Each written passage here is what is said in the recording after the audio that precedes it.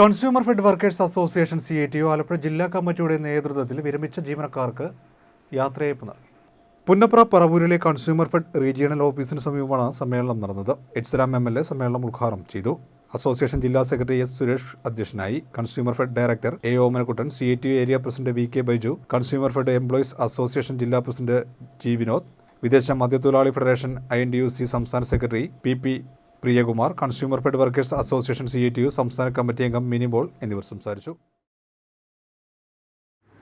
ഒരു 10 വർഷം ലാസ്റ്റത്തിൽ 10 വർഷം കിട്ടിയൊരു വരുമാനം അതിനു മുമ്പ് ഒരിക്കലും സുരക്ഷ കിട്ടാൻ കഴിയില്ല. നിങ്ങൾ പല ജീവനക്കാരുടെയും വരുമാനം നോക്കിയിട്ട് ഈ പറഞ്ഞ മതിയില്ല.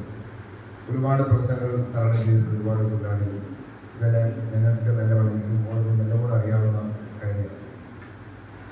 അതിൽ മാനേജ്മെന്റ് ഭാഗമായി മുൻപൊക്കെ ഉണ്ടായ കുറേ പ്രയാസങ്ങളുണ്ടായിരുന്നു.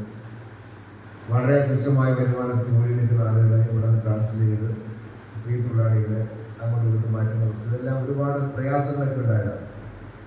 അപ്പോൾ ആ സമയത്തെല്ലാം കിട്ടുന്നൊരു പൈസയുടെ ഒരു വലിയ ഭാഗം വണ്ടിക്കൂലിക്ക് മാത്രമായി ഉപയോഗിക്കേണ്ടി വരികയും എന്നാൽ പിന്നെ ഈ പണി തന്നെ വേണ്ട എന്ന് പോലും ചിന്തിച്ച് പോകുന്ന ജീവനക്കാർ നമ്മുടെ ഇവിടെ ഉണ്ടായിരുന്നു കാണാം.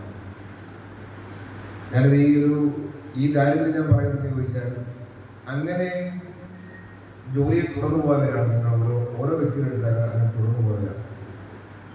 അത് മറ്റേതെങ്കിലും സ്ഥാപനത്തിൽ ജോലിയെടുത്ത് ഒരു വലിയ ശമ്പളമുള്ള ഒരു സർക്കാർ സ്ഥാപനം ജോലിയെടുത്ത് മടങ്ങി പോകുന്ന പോലെയല്ല